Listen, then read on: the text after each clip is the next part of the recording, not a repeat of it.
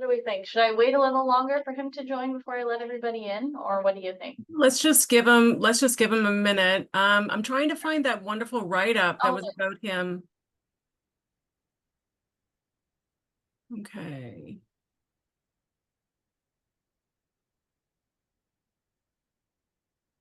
I thought you had sent it to me.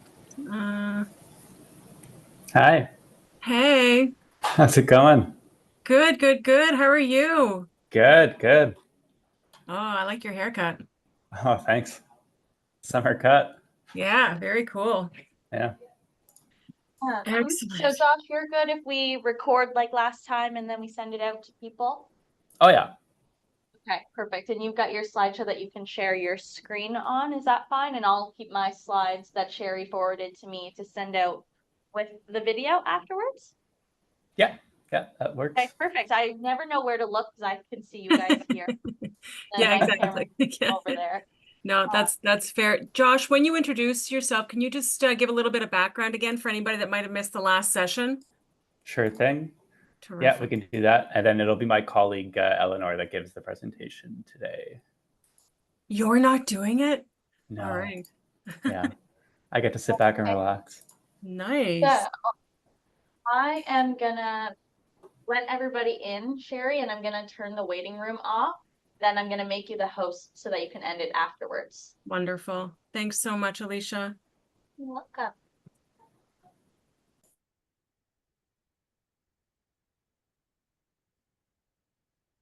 Nice.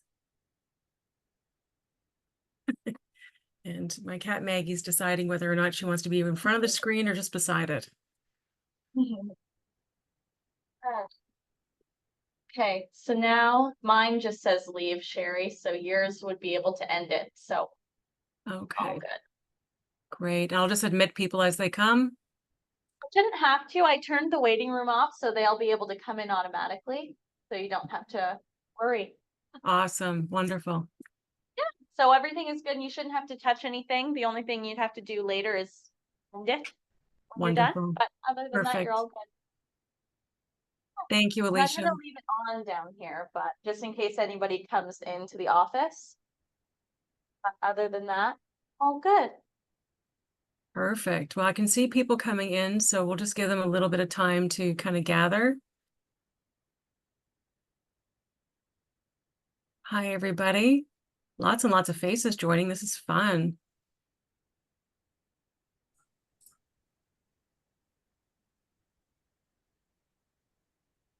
Thank you for those who are able to put your cameras on. Always appreciate it.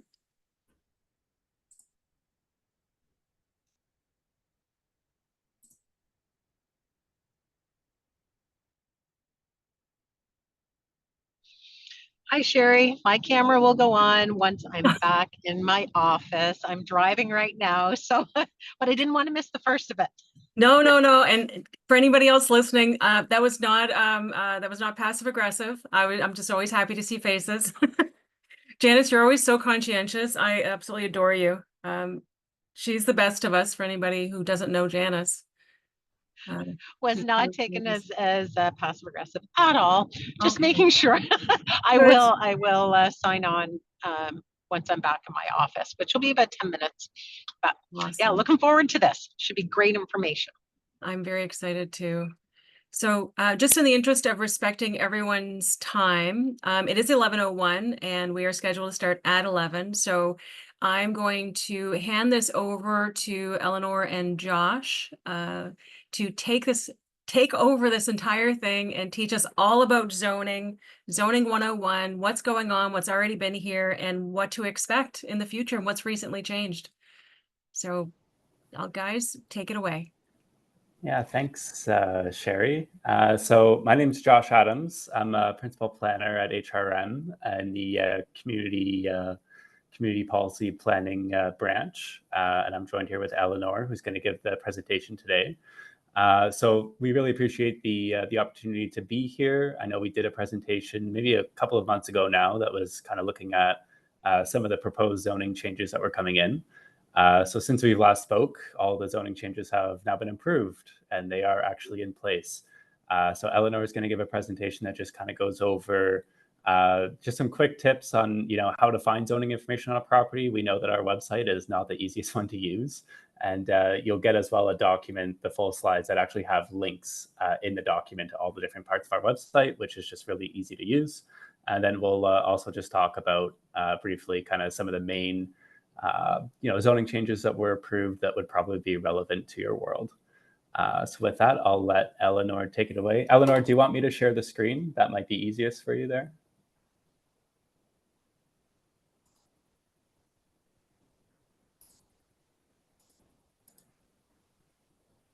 Sorry, are you muted? Yes, I am. Sorry. I was trying Okay. to share my screen and it doesn't let you unmute when you're trying to Okay. change your window here. So I got a little frozen. Okay. Can everybody see the slides? Yeah, we're good. Okay, cool. Was there a way to present?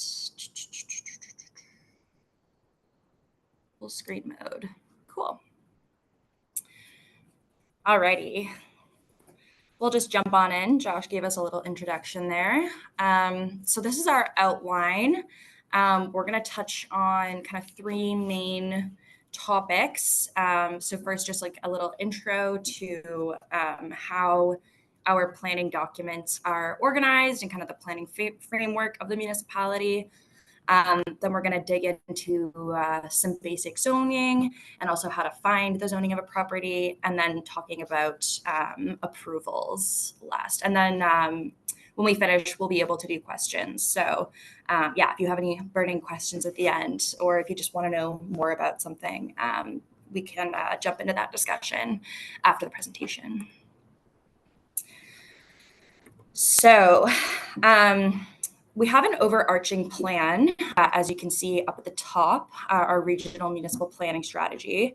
And then we have more localized community plans and priority plans that are typically focused on a priority or an objective that the regional municipal planning strategy sets out, or plan areas. So these are more like localized community plans. I will also note that a lot of these plans are living documents, so they're subject to change over time. So the regional municipal planning strategy, the regional plan, what we call it, establishes a long-range region-wide planning policy that guides future growth for our municipality. It was initially adopted in 2014 and was reviewed every 5 years. And we're currently in the fourth phase of the second regional plan review. So about a bunch of amendments will be going forward. And this is kind of what we mean by, living documents. They're subject to amendments and to change. So yeah, I mentioned a bit about the priority plans. These are kind of plans that focus on ways that the municipality can achieve specific objectives that are prioritized in the regional plan.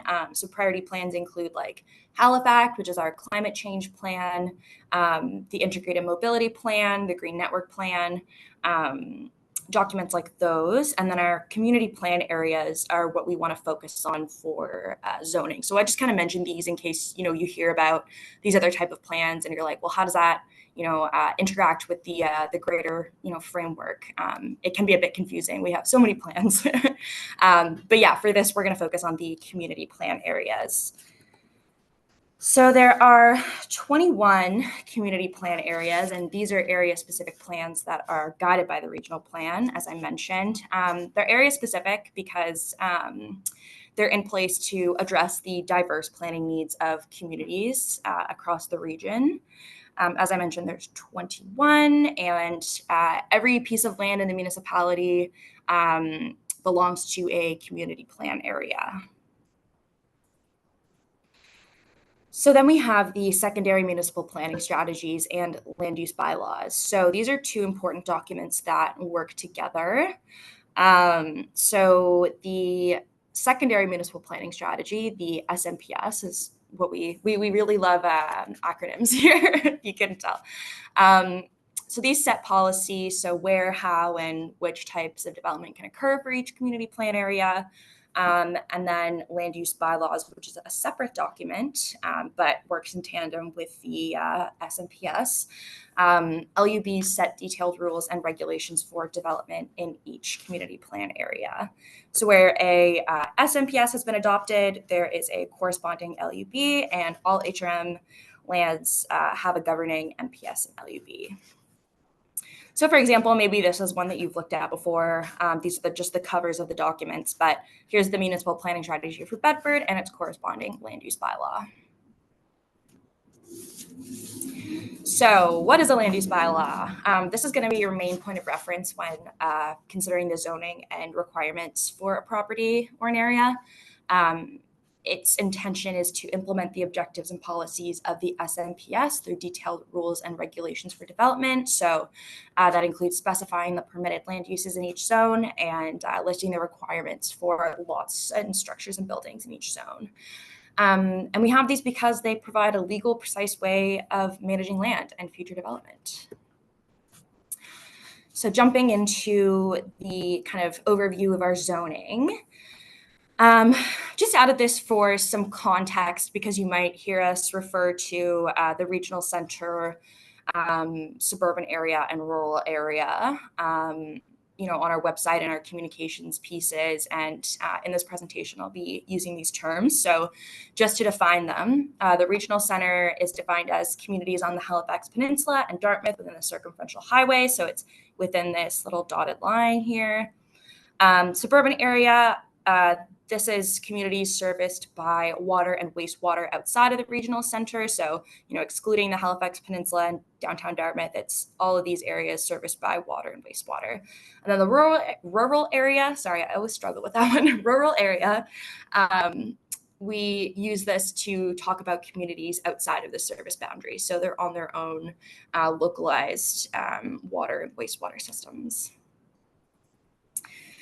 So zones outline the list of uses that are allowed on properties designated within that zone, and they provide specific rules around the size, shape, and location that buildings that can be constructed on a property.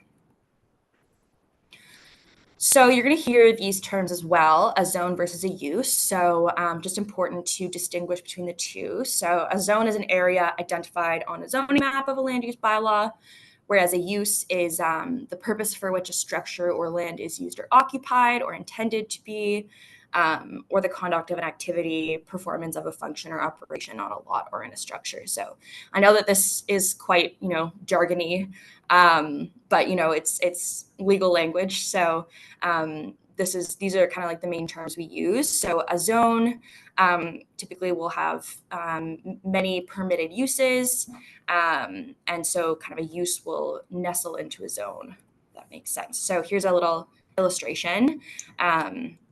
So if you have a single unit residential or R1 zone, which we have actually removed from a lot of land use bylaws because of the amendments, but we will get into that later. Your use would be a single unit dwelling. Now in these R1 zones, you can be permitted up to 4 units per lot on serviced residential lots. So you could have a 2-unit dwelling use or a 3-unit dwelling use. So you can have multiple uses for each zone, if that makes sense. Just quickly kind of looking at, this is probably a very important takeaway if you haven't interacted with this tool before, but this is the Explore HRM website. This is probably the easiest and fastest way to find the zoning of a property. And I have linked it here. So if you want to go into the PDF of the slides, you can just click this link and it'll take you to the interactive map and you can start from there.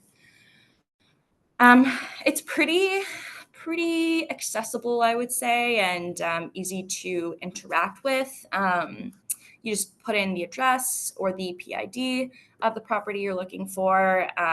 Sorry, the images are quite blurry. I tried to reduce the size of this slide deck so that it would not, freeze on me or give me issues emailing around. But I promise it doesn't look this blurry, on the actual website. So yeah, click the layer list. You're going to click zoning boundaries, make sure that's checked. your map should look like this. So it's going to show all the different properties and parcels in there. And then you can actually zoom into the map when you're using the tool. So this is, I believe this is 52, I can't really read that. It's the address of Duke Tower, which is where our office is. So this is what our parcel is zoned, so DH zone. It'll tell you the land use zone, and then it'll also link to the applicable land use bylaw. And then you can just click and go to the document to look at the requirements. So yeah, as I just mentioned. And then, yeah, to find the land use bylaw, you just want to click this link. It doesn't take you to the actual document. It just takes you to this landing page because the land use bylaws and planning strategies are, often amended and thus have to be re-uploaded. And so it's just easier to link to this kind of landing page than linking and updating all the links every time. So yeah, that's what you want to look for. So yeah, now just going into some of our recent changes through the Housing Accelerator Fund. So this came into effect June 13th. That's when we received provincial approval for the amendments. Essentially, the goal of the initiative was to create more diverse housing supply in the municipality through streamlining approvals, creating more density near transit and post-secondary institutions, enabling more types of housing, so more gentle density and missing middle, increasing the built form requirements in the regional center, reducing parking minimums, and there were a lot more. So just a brief background as to why the timing kind of worked out well for us to make these changes. We were seeing a lot of rapid population growth, and this has greatly increased the demand for housing. I'm sure this is something that you have also noticed in your line of work. The challenging, pressures on the housing market have affected a lot of us. Just project conditions, challenging market, it's led to a lack of supply, and as well as supply chain issues, labor shortages, things like that have all kind of created the perfect storm for a really tense housing market. So the rate of residential construction just hasn't been able to keep up with this demand, therefore making vacancy rates very low and prices very high. So we need to act now to adjust our policy in order to, support long-term availability of housing for generations to come, and also to support the projects that are maybe just setting the foundations or in the application stage be realized more quickly. So this is an overview. I know there's kind of a lot of information on this slide. These are taken from fact sheets that are on the HAF website. And I think I linked the website a couple slides back. So feel free on your own time to just go and take a look at some of these fact sheets. They lay out all of the major changes pretty well. So yeah, basic kind of main changes that were made for the ER zones, which are the established residential zones. And these are the more low density zones, which you folks would be, I assume, trying to sell and talk with clients about. So we moved from 3 to 2 zones. So we used to have ER1, 2, and 3. Now we just have ER2 and 3, and I will show a map in a second that kind of really clearly illustrates this change. Now there are different permissions for what's allowed in each zone, and again, I'll kind of go into that in a minute. So we have, we made it a height exemption, so you can go a little higher if you have a peaked roof in the ER3 zone, increased bedroom counts, and also implemented some design controls for 4 or more unit dwellings. And these are all shown like pretty graphically in the fact sheets on the website. So I would recommend, if you want more information on this kind of stuff, to head over there and take a look. So this is what the map used to look like prior to the amendments being approved. So we had ER1, which is the lowest density. This was restricted to, I think, like a maximum of a single unit dwelling plus a backyard suite. And so these were concentrated in the areas, as you can see, like around the south end and some of the more heritage conservation districts as well up here. So what has happened is that this ER1 zone has kind of been eaten by the ER2 zone. So this slightly darker beige than the ER1. And it still exists in pockets around here. ER2 is now applied to registered heritage properties and established or proposed heritage conservation districts, whereas ER3 is applied broadly across the peninsula, as you can see, and this is the most permissive zone. Speaking of heritage, we have also added a few more proposed heritage conservation districts. So these are not yet established heritage conservation districts, they're only proposed, but our heritage team is working on developing plans and, assessing potential heritage resources and values in these areas. So these are all now ER2. And then looking at the suburban areas, I guess the biggest change I would say is permitting up to 4 units on a lot that is serviced by municipal water and sewer. So as I mentioned before, effectively getting rid of this exclusionary zoning that only permits single unit dwellings. So in a lot of bylaws, it's going to vary because suburban bylaws are quite diverse. They were all kind of written and developed at different times, so they're a bit scattered. And I would say to be really sure about a certain property or development in the suburban area, please check that land use bylaw because it can vary quite a bit. But so now the R1 and R2 zones are inclusive of these uses. Whereas before, you were just permitted the single detached dwelling and then a 2-unit dwelling and a single detached. So just a lot more permissive in general.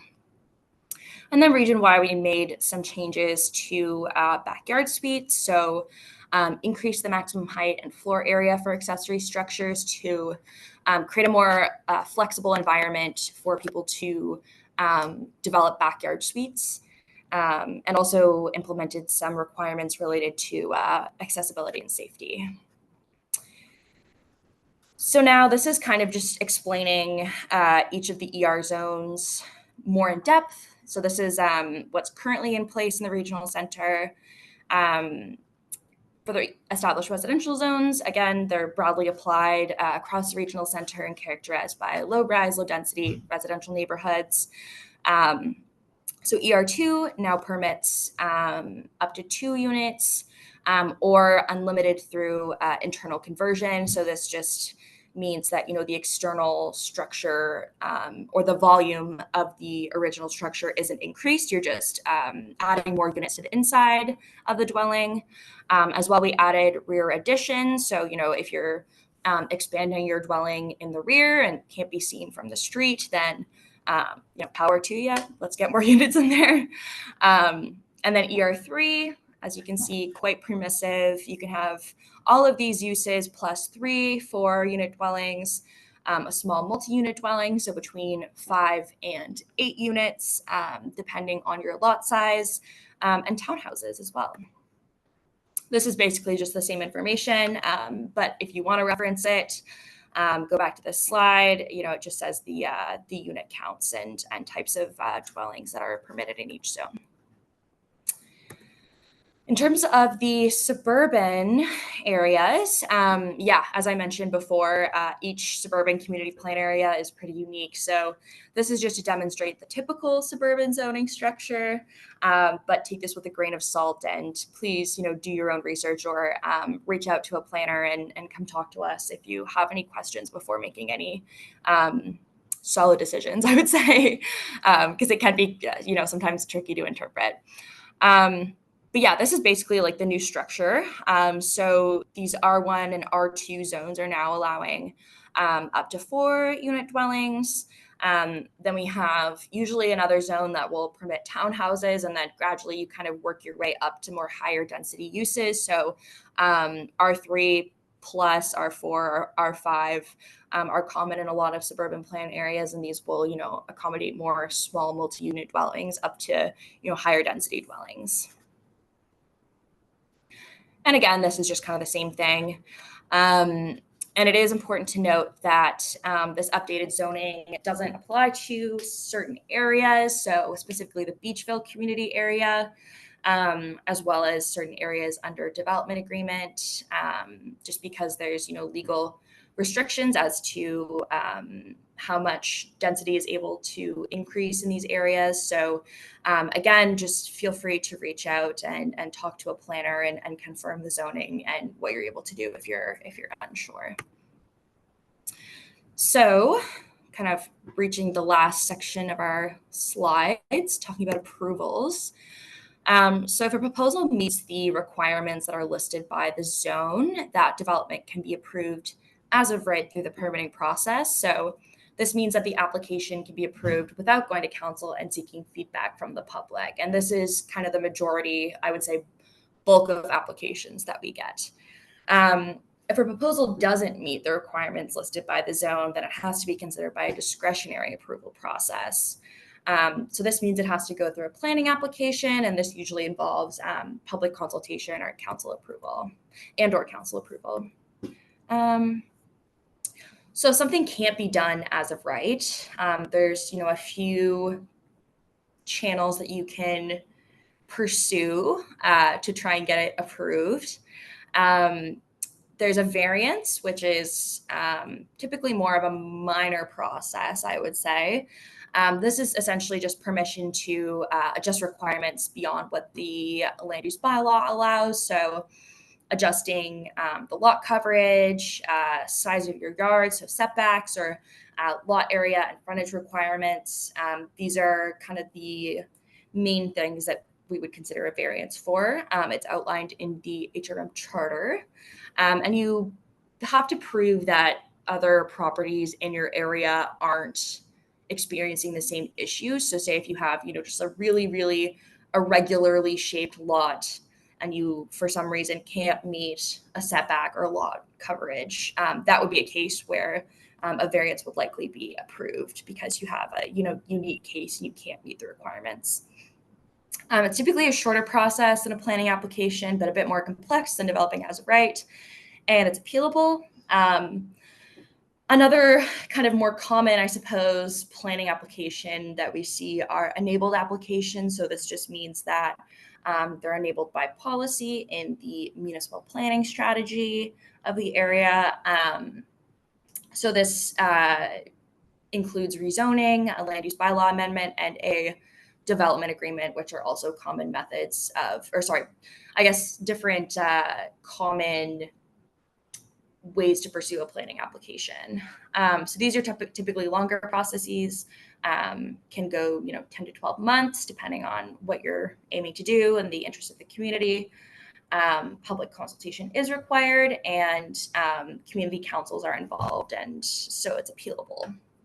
There's also non-enabled applications, which are require a municipal planning strategy amendment.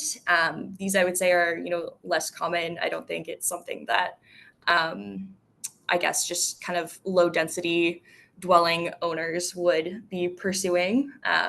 It's more for developers, but also an option. And you can speak with a planner in permitting or planning. We do have specialized planners that work specifically on planning applications who will probably be able to answer your questions better than I can. So I would recommend, if you do have any questions on a planning application, you can ask them and learn about options and next steps. So that concludes our slides, and we can head into questions. Okay. I know it was a lot of talking, so I would love to hear somebody else's voice. Thank you so much for that, Eleanor. I'm interested to know about the zoning in the suburban areas. So it looks like there's a lot of wonderful things happening in the areas you're trying to increase density. Are there any plans to kind of streamline what's happening in suburban areas and make that a little bit more streamlined so that it's easier to understand when we get outside the city? Yeah, so we're actually in the throes of a suburban planning process. So essentially a bylaw simplification program. So we're working on developing a basically completely new suburban area bylaw that will take all of the bylaws and put them together, streamline them, modernize them. We're hoping to have this done, I'm not sure, the next 2 to 3 years, Josh. So no hard timelines at the minute, but it is something that we're, recruiting staff for and doing studies on now. And yeah, it's going to be hopefully a lot more intuitive and accessible for the public and for us, because I know how much of a pain it can be to navigate some of these documents. So yeah, it's something that we're definitely in the process of. Josh, did you want to add anything? Yeah, I'll just add that right now, like a lot of the plans in the suburban area are up to 50 years old. So it's things that just haven't been touched, and then they all date from obviously pre-amalgamation. So what you end up with is this real messy patchwork of, an R1 zone in Lower Sackville is different than an R1 zone in Bedford. It's different than an R1 zone in Cole Harbour. It's different than an R1 zone in Spryfield. And it's messy for us to use. I can't imagine how messy it is for everyone else to use as well. So the idea that Eleanor said is basically taking 10 existing different land use bylaws, so 10 different bylaws that are in place today, and basically scraping them all and just bringing in one plan to replace that would have, a more common sense approach and more common regulations that would be easier to use, while also zoning that reflects, obviously the growth that we've been seeing over the past 50 years, and accounting for obviously the higher growth rate that we've seen in the last 5 years. So it's going to be future forward as well. Of course. Andrew, you've got your hand up. Thank you so much for that. Go ahead. Yeah, you can hear me? Yes. Okay.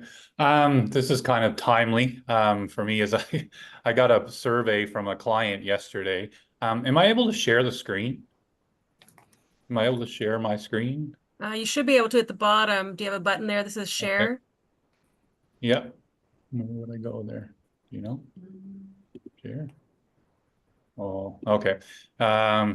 Maybe a little complicated. What I'm wondering is I have a client who has 2 parcels of land on Bauer Street, which is downtown.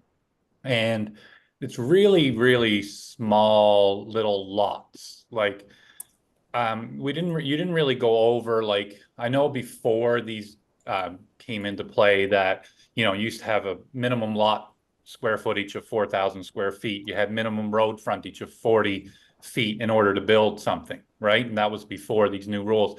Is there anything like that in place now, like to build on? Is there certain, lot sizes and road frontage and stuff like that? Or is that completely gone out the window too? And you basically, as long as you got a piece of land, you can build something on it. Yeah, no, so there are still minimum lot frontage and lot area requirements. Right. So that's going to depend on what zone you're in. It'll be different for each zone. So I'm going to be a little bit selfish here and kind of ask you, because I need to know this information for my client too. Like, let me see. I just want to share the screen because I actually have this survey here. How the hell do I do that? Screen. Okay. Open system settings. Okay, just 1 second here. I just zoom. Yeah. Is it 2084 Bauer Street? No, it's 2113 Bauer Street. 2113. You can actually see on Property Online. We're getting a live action. The process people go through. Oh, I can have to leave meeting. I can't do that. Yeah, I would love to be able to do it, but my settings are not set. Well, but if you look at a Property Online, I can give you the PID number. you want to have a quick look at it. I have a map up, so I can put that up if that's helpful too. Yeah, do you want Yeah, to share so your screen, 211 Eleanor? Yeah. We'll try to. It's a very interesting one because I'm just not sure like what they can build there. So 2113, you Mhm. see that? Mhm.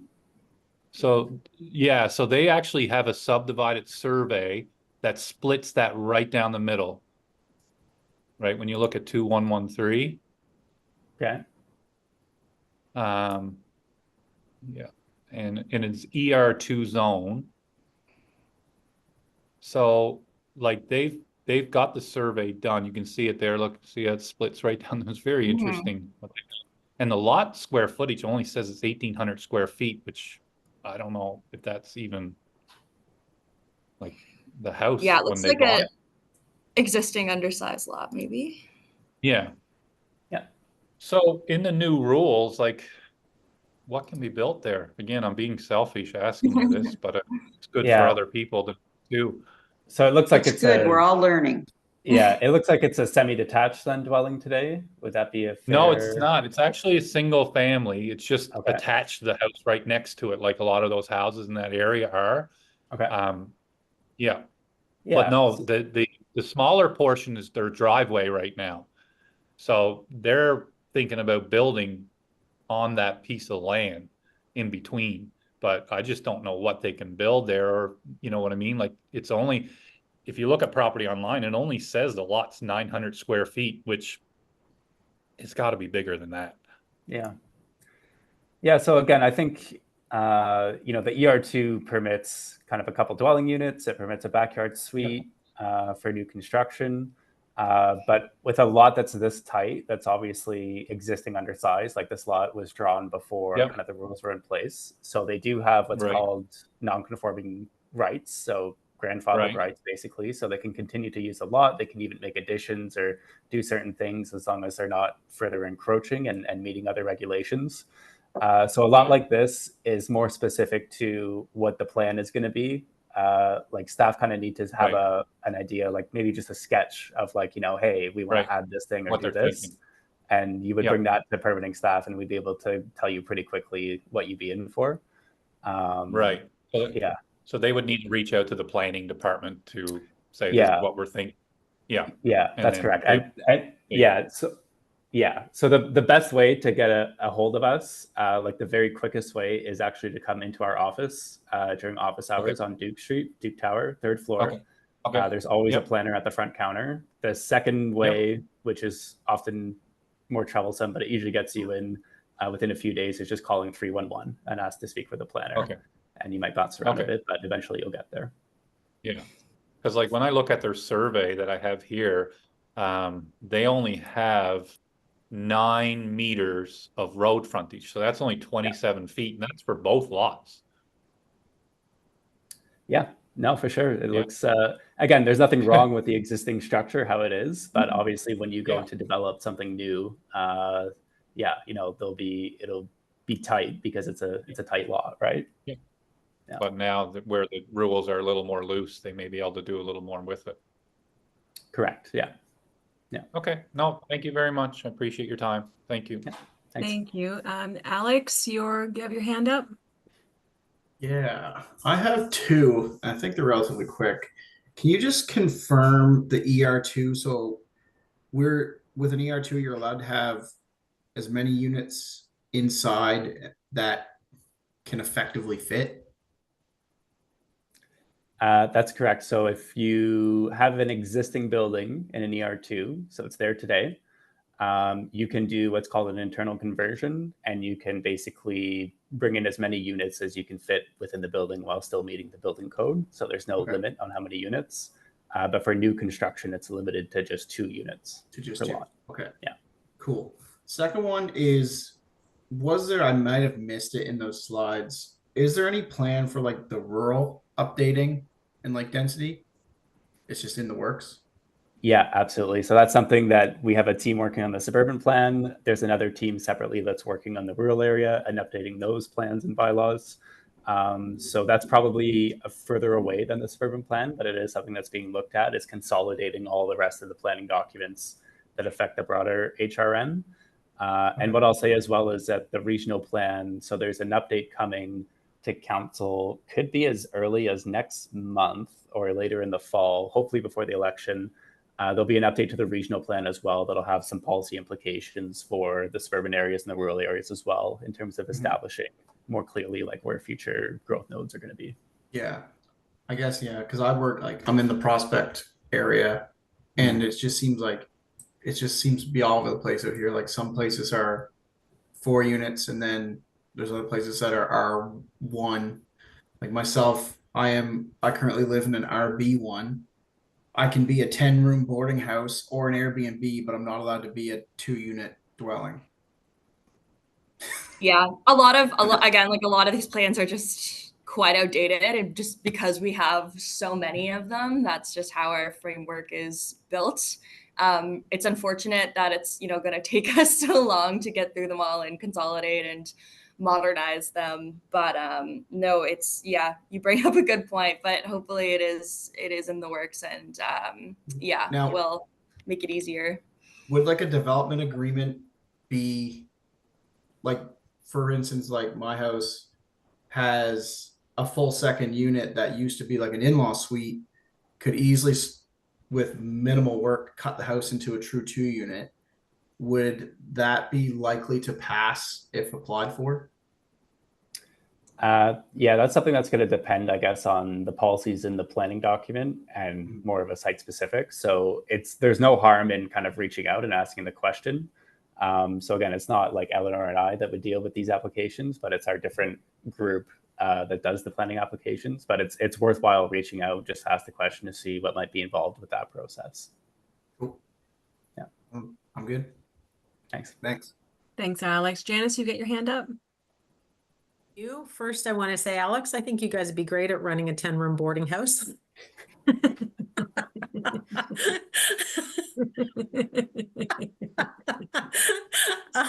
But just to clarify, so anything outside the peninsula and Dartmouth is not affected by this, correct? Even if it's on services?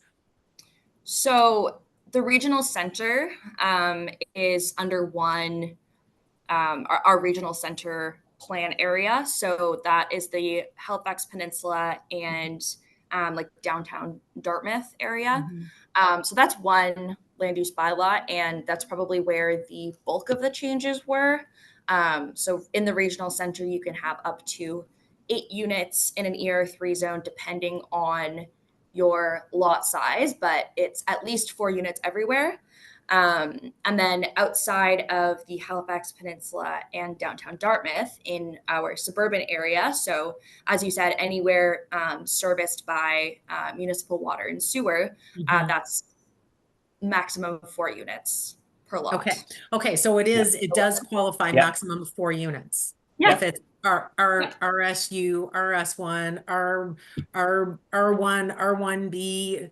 Like, I am so happy to hear that they're all going to be consolidated, and we don't have to be constantly looking up and downloading area specific land use bylaws and sending them to clients with, check out this page, ensure that you've read this document. And then you have to go down to Duke Tower to have a conversation about, are you able to do what you want to do? I know there's still going to be times that that they have to do that, but to simplify it and make it more user-friendly is well done. Well done.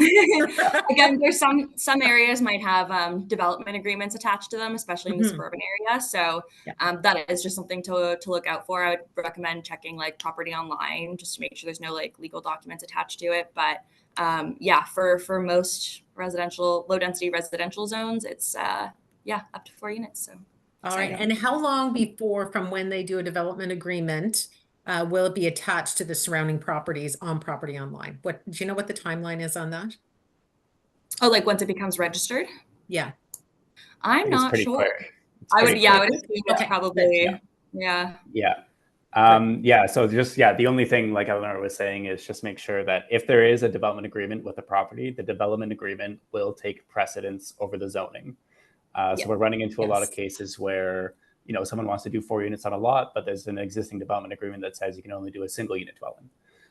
So there is now a process, and the province made changes to the charter last fall, where if there's a development agreement that is conflicting with the zoning, there's a process that you can apply for now to remove the development agreement, to discharge it, and to discharge like a restrictive covenant that might be on the property. So that's still kind of new. We're working towards it. But part of the suburban plan as well will be looking at all these big, existing development agreement areas. And some of them are massive that cover like thousands of properties with like old DAs that were done in the 70s and the 80s. Wow. So a lot of those have to be, completely kind of removed.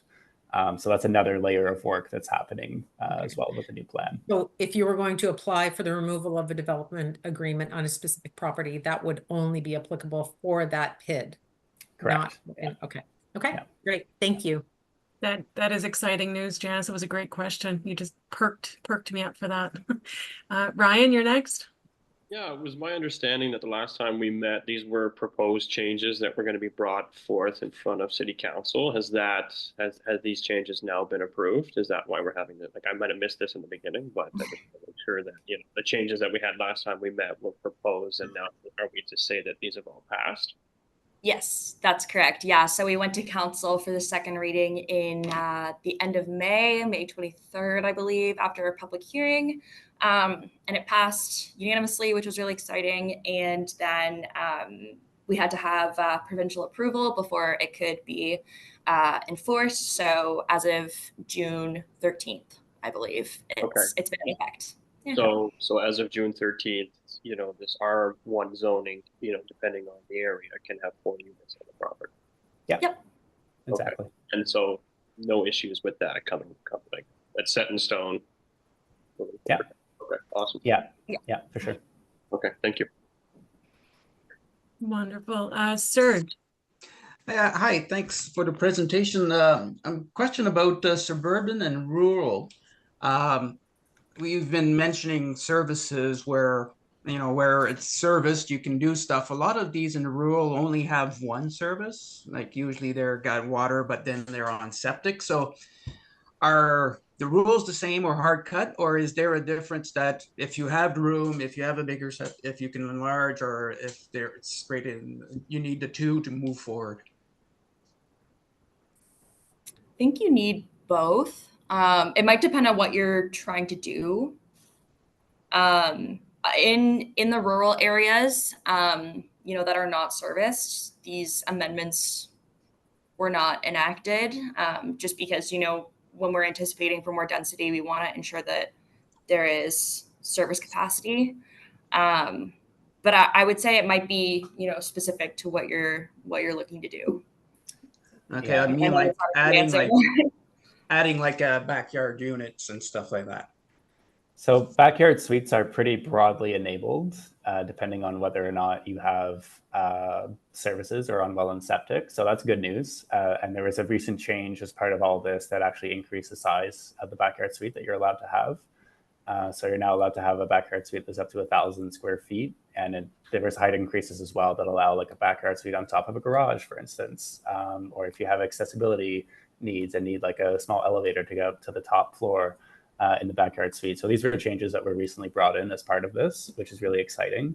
But overall, like the broader density to allow 4 units on a lot was restricted to only areas that have water and sewer. So municipal water and sewer for right now. So if you only have one service, you're likely not allowed to do 4 units on a lot. You'd be kind of under the same planning regime that was there beforehand. But again, that's something that we'll be looking at more closely as we do the suburban plan, the rural plan. So things we'll keep looking at in the future, but for right now, generally speaking, if you don't have both services, both pipes in the ground, it probably doesn't apply to you. Okay, Janice, your hand is up. So that circles back the backyard suites on top of the garage.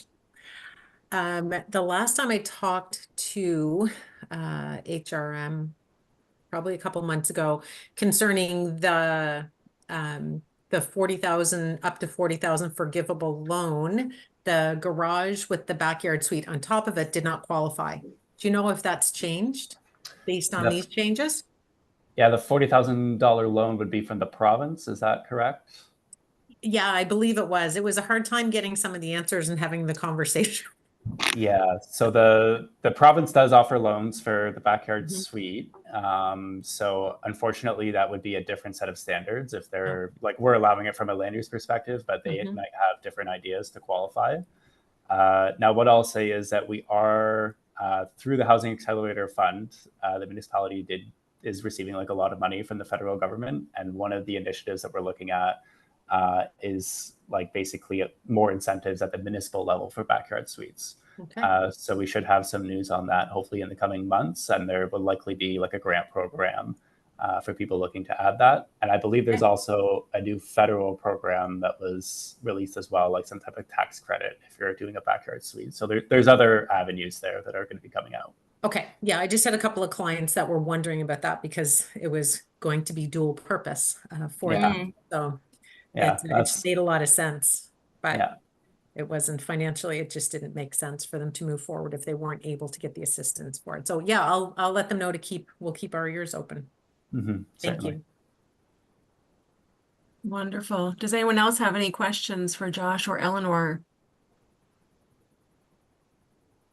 I'm actually just going to add something. First of all, thank you both so much for coming to do this. As always, we really appreciate your time and attention and wanting to share all this with the brokerage. Really, truly appreciate it. Further to that, I've had occasion to go down to the planning and development office a couple times now. And I have to say, my first time going in, I was a little trepidatious, didn't know if I was going to be able to navigate it. And those folks at the front counter, they are tremendous. They're really easy to talk to. They have a lot of information. They're willing to kind of dig into it with you and discover all there is to discover with regards to a property that you're looking at for whoever you're looking at it on behalf of.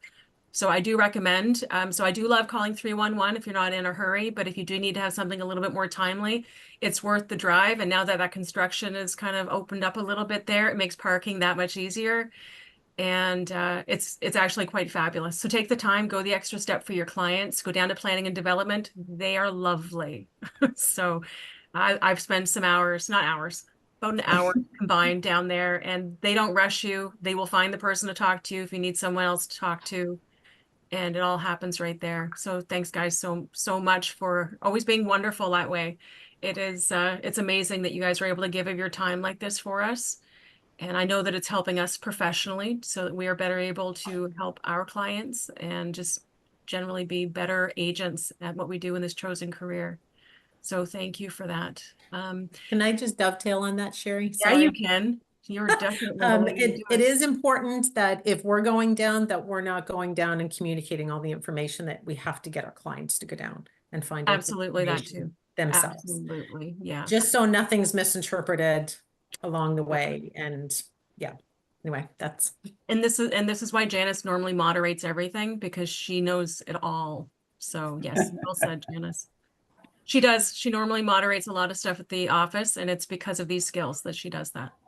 So very much appreciated. Keep me out of trouble. Does anyone else have any other questions for Josh or Eleanor? We're doing great. Are we actually going to give people 10 minutes back to their day? It looks like we might be. Excellent. Thank you so much, everyone, for joining us today. Really appreciate that.